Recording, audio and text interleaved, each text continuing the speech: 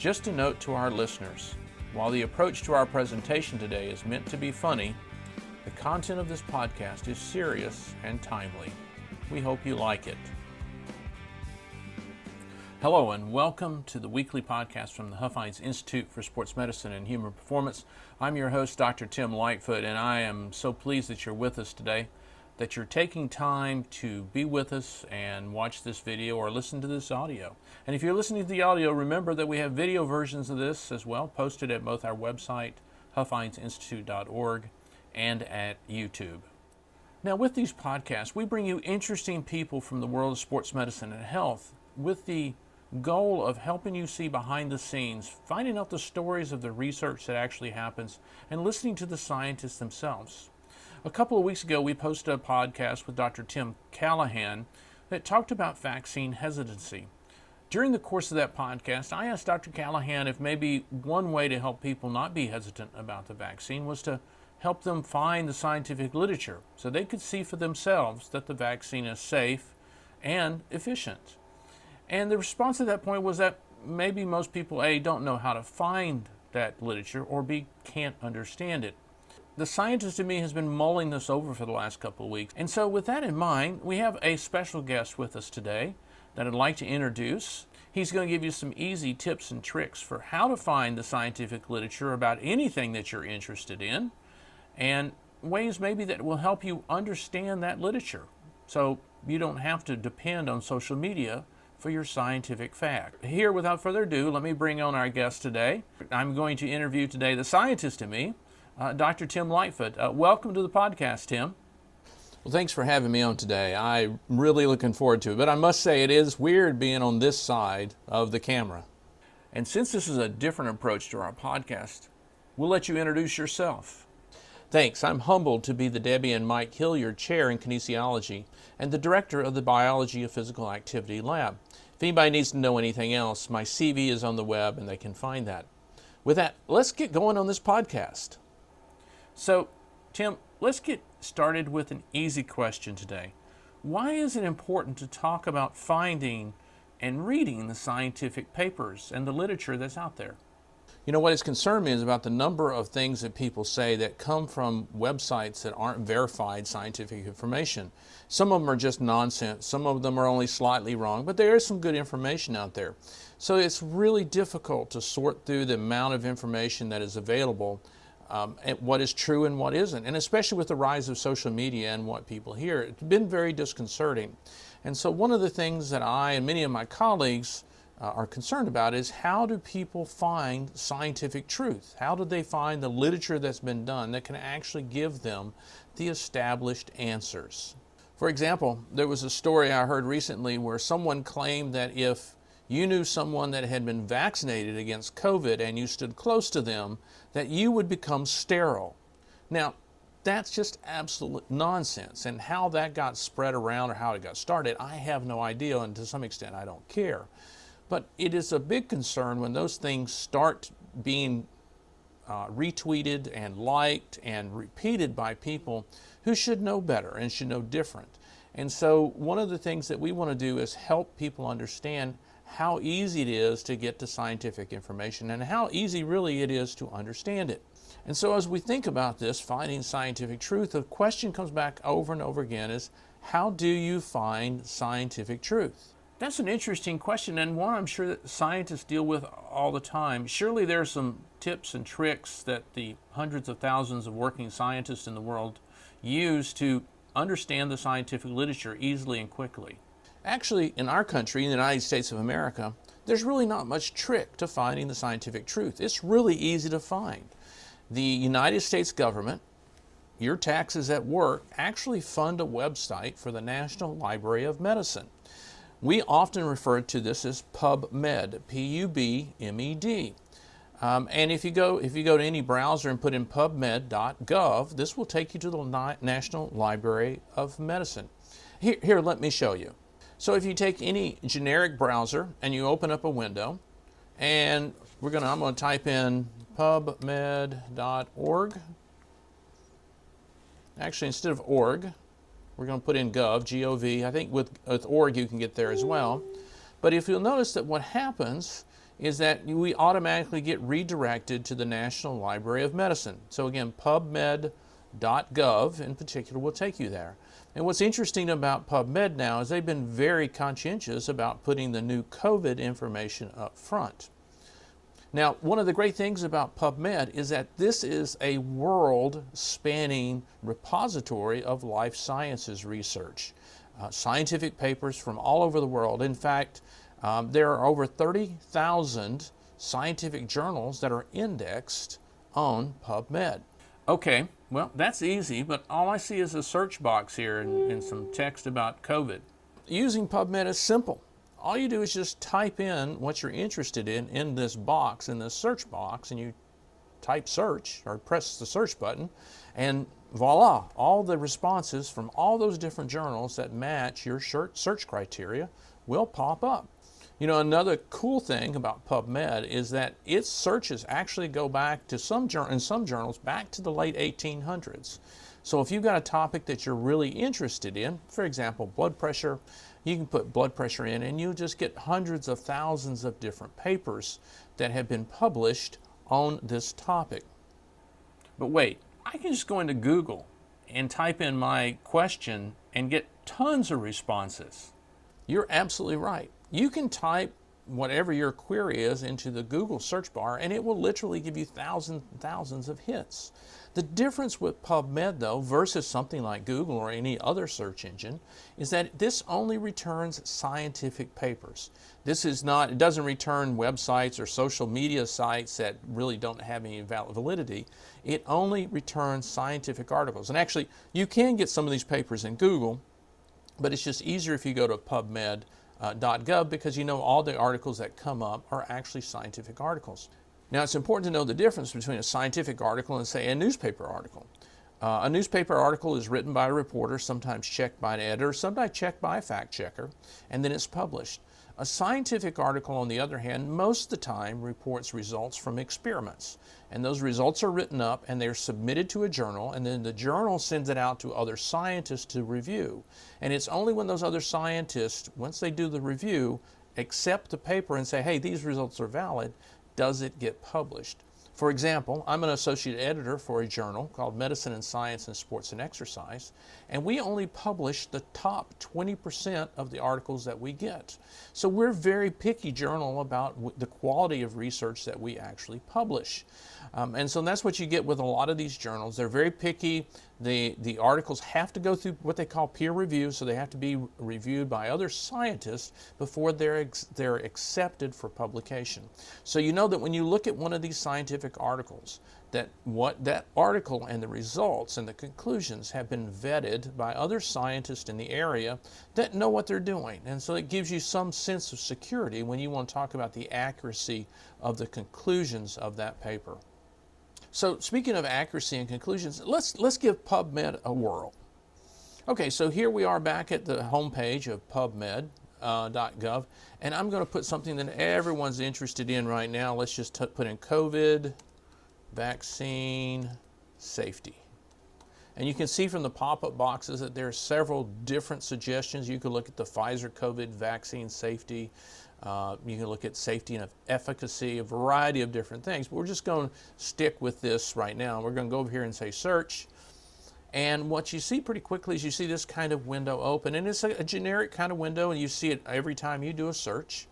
Let me point out some of the factors. First of all, it will tell us how many results that you get. And so there have been 1,031 papers that are indexed in PubMed that deal with COVID vaccine safety. Now, it's not surprising that there are only 1,000 papers because we've only really been concerned about COVID for the last 18 months or so forth. So it's pretty amazing, actually, there are 1,000 papers. That's quite a few. And you can see in the different years, for example, in 2021 already, there are already 562 articles. You check back next week, there'll probably be a bunch more. 2020, there were 553 articles. And down here below, you can just scroll down and you can see these are the different articles that are listed. And if you want to go through all 1,000 of them, you can certainly do that. But it gives you a great source of scientifically valid information, in this case, about COVID vaccine safety. As a matter of fact, if you look at the first indice here, this is safety and efficacy of the mRNA COVID-19 vaccine, and this is the Pfizer vaccine. Now you can change the way this is represented. You can go up here and say, instead of saying sorted by best match, you can say, you go on the display options, you can go to the most recent. If you're interested in the most recent stuff about this, you can do this. And you can see this first one is about the efficiency of 1 or 2 doses of a COVID vaccine. And so there's a lot of different studies that you can look at in this way, and this gives you access to all these articles. Okay, this PubMed thing is great, but I'm assuming that only scientists at research universities have access to it. Anyone can access these articles. It's not just for scientists. It's not just for people in industry. It's for anyone. Again, remember, you're a taxpayer. If you're a taxpayer in the United States, and actually anywhere in the world, this is freely available on the web for anyone. All you have to do is type in PubMed.gov. You don't have to go to a library. You can use your own home computer. You can actually even set up an account with the National Library of Medicine if you want to set up alerts for different kinds of articles. So there's all sorts of things you can do with PubMed.gov. Again, the distinguishing mark here is that these are all scientific articles that have been published in peer-reviewed journals. Wow, there are a lot of papers listed under just that query, but you know, people still think that scientific papers are hard to read. You can find them, but you may not be able to understand them. There are a lot of articles here in this list, and scientific articles can be full of jargon and very difficult to understand. But there are some tricks that most scientists use to enable them to go through a lot of these articles really quickly, and it doesn't require an understanding of molecular biology or genetics or any other type of difficult subject that we may think of. But again, it's some tips and tricks that most scientists use to help them go through this kind of material. Let's take just a few minutes and let's pick one of these articles and look at it, and I'll kind of walk you through how easy they are to understand. First thing I'm going to do is I'm going to sort this back by best match. And then we're going to randomly go down and we're going to pick a couple, or we'll pick one article. This is one that is recently come out. It's blue. I haven't looked at this one yet. You see the authors here. This was in a British journal named Lancet. Came out in 2020 in August. So it was a very early article in there. And so this is immunogenicity and safety of a recombinant COVID-19 vaccine in healthy adults aged 18 years or older. Again, this was a very early trial. And so we just click on this. There's a variety of different things here you see that I want to point out. Other than the title and all the authors, you can click in this box and it'll tell you where these authors are from.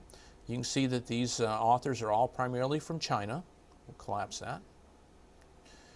But the beautiful thing about all scientific articles is they all have the same format, which makes them a lot easier to understand, because as a scientist I know that any article I pick up is going to have the same format.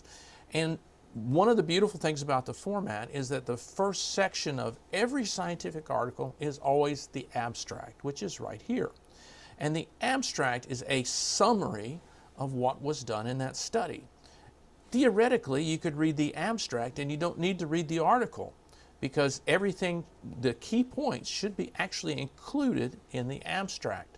Now, I will say, if you're curious, there are the other sections, the other traditional sections of a paper, a scientific paper, are the introduction, the methods, how they did the study, the results, what they found, and then what's lastly called the discussion, which is a discussion of how those results fit into what is currently known about that topic.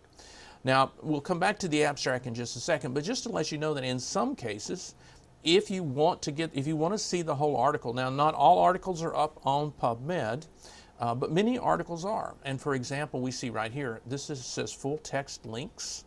So you can actually click this box and go to the Lancet, but the free one is right here for PMC. This is PubMed Central, and that's where they have a repository of all these articles. So if you want to look at this whole article, you really want to dig into it, then you could click on that button and that would take you to that whole article, which you could download and read at your own leisure.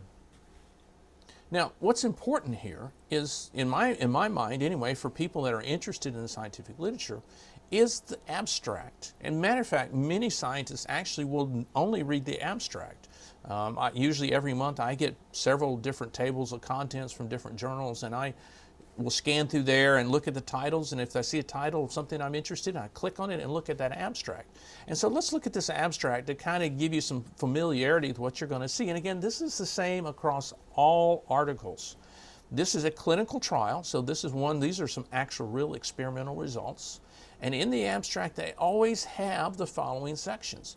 They always have the background, or why they did the study they're doing, and what question they're asking. They have the methods. They talk about how they did it, and the number of subjects and all that other stuff. They talk about their results or their findings, so you can find out what they saw. And then they always have a conclusion or interpretation down at the bottom. And this one also shows the funding, so you know where they got the money to do the study. Now, what is interesting about this study, again, we just pull this up randomly, that if I were going to look at this study, I wouldn't be concerned, at first blush, I wouldn't look at the methods and I wouldn't look at the findings. What I'm going to be concerned about is what question were they trying to answer, and then what their conclusions were.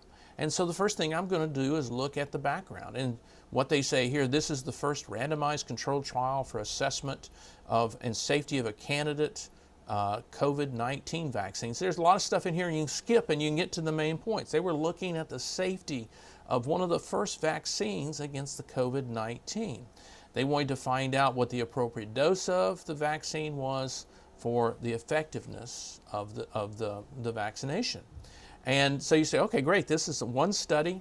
And then all you have to do is scroll down to the bottom and you look at the discussion, the interpretation, the conclusion is often what you see here. And it said, this COVID vaccine is safe and induced significant immune responses in the majority of recipients after a single immunization.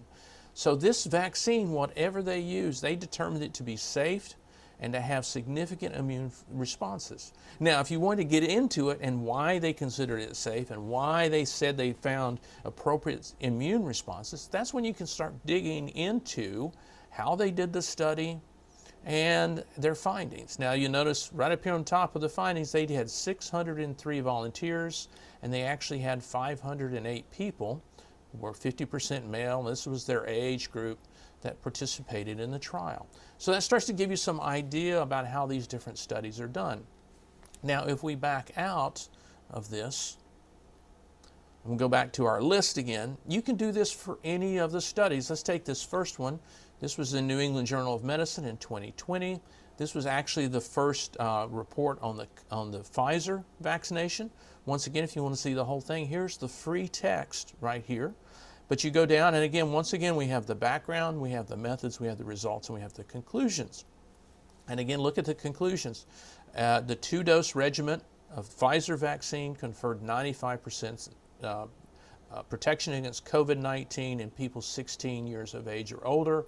Safety over a median of 2 months, basically over the 2-month time period that they looked at it at that time, was similar to that of other viral vaccines. And that's in other vaccines that guard against viruses like the flu vaccine and so forth. And so with this kind of information and this access to scientific information, everyone can look for themselves to see and have a great foundation for their rationale for whatever they're doing. Wow, that's great. Is that all there is to it? Yep, that is all there is to it. Use pubmed.gov, put in your search terms, pull up the article, and look for that abstract. Look for the introduction, why they did what they did, and look for the conclusions, what they concluded. And that will tell you what those scientists found. And most of the time, it's easy to understand. You can cut out some of the jargon. You don't necessarily need all the jargon sometime, but just look and see what's out there. I would challenge each of you to do that. Each of you that are listening, I would challenge you to use pubmed.gov to have a scientific basis for your rationale for whatever you do. That seems easy enough, but we are running short on time. And as our regular listeners know, we always give our guests an opportunity to give us their take-home message. So if you had to think of one thing that you want the audience to remember after they listen to this podcast, what would that one thing be? Yeah, thank you for asking about my take-home message. It's been great to be on this podcast. A little unique, again, being on this side of the camera, but I appreciate the time. If I have a take-home message, I would encourage people not to be afraid of the scientific literature. We are at a time period where you don't have to go to a library. You don't have to wade through 30,000 journals yourself. It's as easy as typing the word PubMed, PUBMED.gov into a browser and going to the National Library of Medicine. Put in your search terms. We're all familiar with how to do that. And then just start looking at the papers. Again, you don't have to read all the papers in detail. Look at the introduction, look at the conclusion, and you'll find that you are a better informed citizen when you have to make decisions about your health and the safety of things like the COVID vaccination. And again, thank you, Dr. Lightfoot, for interviewing me today. Thank you for that take-home message. And I want to thank all of you for being with us this week. Whether you're listening by audio or watching it by video, we hope that you are gaining something out of these podcasts. Join us again in a few weeks when we have another interesting person from the world of sports medicine and human performance on with us. And we hope until then that you practice social distancing, that you wash your hands, that you wear your mask, and that you stay active and healthy.